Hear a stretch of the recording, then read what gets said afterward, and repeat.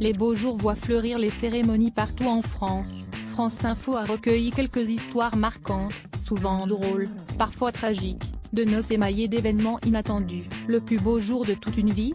Pas toujours. Aléas matériels, disputes inattendues ou drame familial. Les témoins contactés par France Info le savent, il suffit d'un grain de sable pour enrayer la mécanique nuptiale, malgré des mois de préparation. Voici 7 histoires de mariage qui ne se sont pas déroulées comme prévu. Quand on est trahi par sa tenue, Amélie Queneau se souvient parfaitement de la robe qu'elle a portée le jour de son mariage, et pour cause, elle l'avait choisie blanche avec de grosses fleurs roses. La tenue tant attendue est réceptionnée 15 jours avant la cérémonie, organisée en 2008.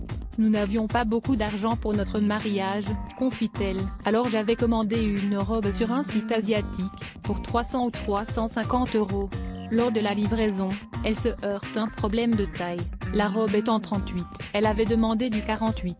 De quoi gâcher les rêves de cette future maman, enceinte de 4 mois. Avec une bonne dose d'entêtement, elle trouve une couturière dans la Nièvre, qui reprend, toute hâte, la doublure, mais ne peut faire de miracle pour le bustier. Soulagement, la tenue est prête à l'avant-veille de la cérémonie. J'étais contente de rentrer dedans, résume la mariée. Et tant pis si elle ne pouvait pas trop respirer.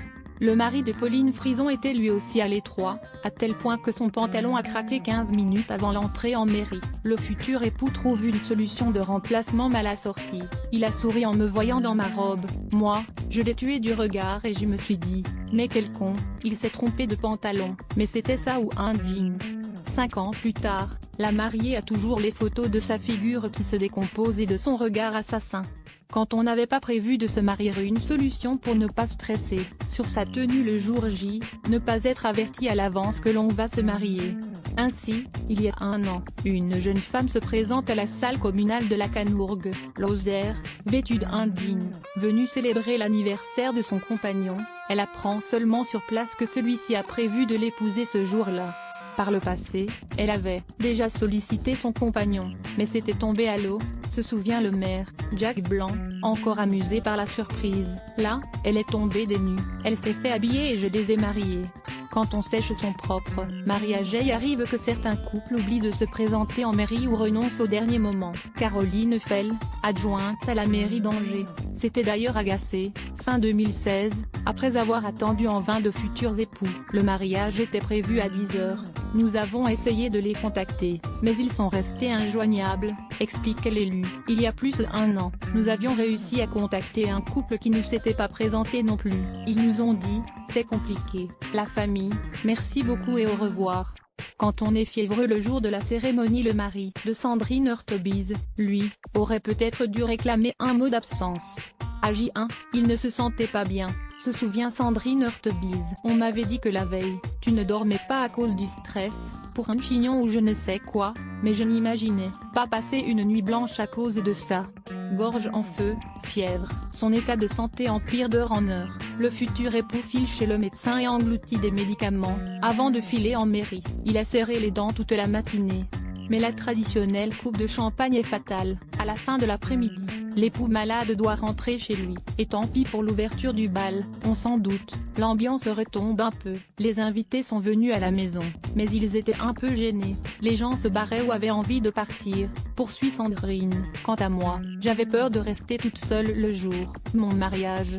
Monsieur termine finalement le mariage en tenue de Jogin. On en rigole aujourd'hui, mais c'était franchement horrible.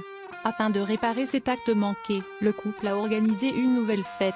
1 an après, jour pour jour, l'adjoint au maire a joué le jeu et les enfants étaient contents, car ils ont eu droit à 2 cérémonies. Quand on est trahi par le traiteur, la tenue et la santé ne font pas tout. Encore faut-il s'attacher les services de prestataires de confiance.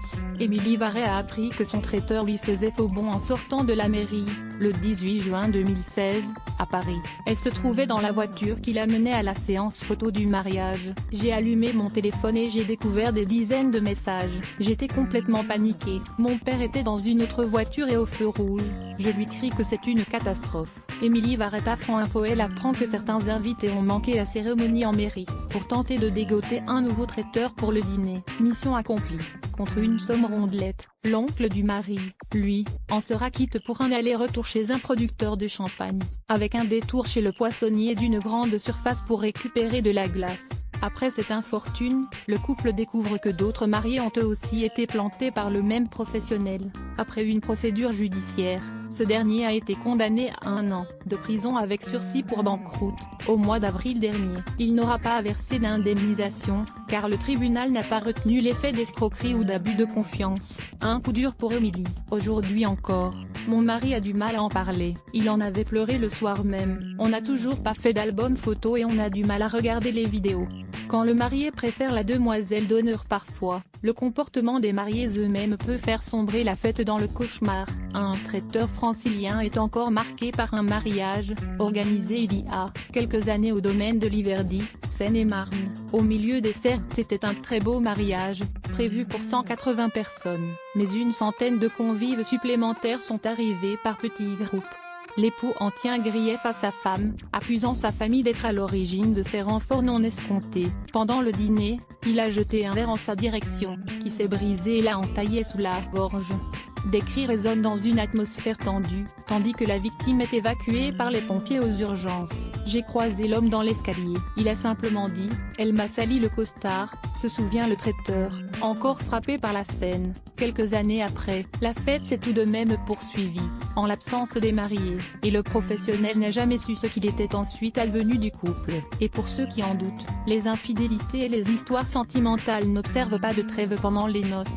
David, ingénieur du son, se souvient d'un gros mariage au pavillon Cambon, en fin d'année dernière, à Paris. Au programme, des interventions d'Hélène Ségara et de Kenji Girac, mais également un bar bien fourni. Au cours de la soirée, vers 1h30, la mariée monte dans les tours, et cherche son mari avec plusieurs copines, se souvient le professionnel. On voit aussi le mari, un peu alcoolisé, discuter avec une demoiselle d'honneur. Peu après, ces derniers vont disparaître de la fête, laissant l'épouse désespérément seule, assise dans un coin. Le très chic pavillon accueille alors une pièce de boulevard. La famille de la mariée cherchait le mari, en disant à la mariée de ne pas s'inquiéter, que les choses allaient s'arranger. Le père, lui, est moins dans la conciliation, euphémise David, et cherche visiblement à en découdre avec le mari indélicat. Les convives finissent peu à peu par quitter les lieux. Que s'est-il passé? Mystère. Je ne connais pas le fond de l'histoire. C'était peut-être une simple embrouille, sans rien de tendancieux, mais partir avec une demoiselle d'honneur le jour du mariage, c'est un peu fort. Quand un drame endeuille les noces et certaines histoires, enfin, sont plus douloureuses. Un traiteur de la région de Montpellier, Hérault, se souvient de ses rendez-vous avec une femme atteinte d'un cancer en phase avancée, qui organisait le mariage de sa fille. Elle parlait librement de sa maladie, explique-t-il. Il découvre qu'elle est absente le jour J. À l'apéritif, quelques invités s'interrogeaient. Pourquoi ne pas avoir avancé la date? La fête se déroule avec une pointe de tristesse et le lundi suivant, la mariée vient régler le dernier versement, effondrée. Sa mère s'était éteinte à l'hôpital la nuit du mariage. Elle venait tout juste d'obtenir une photo de la cérémonie. À lire aussi sujet.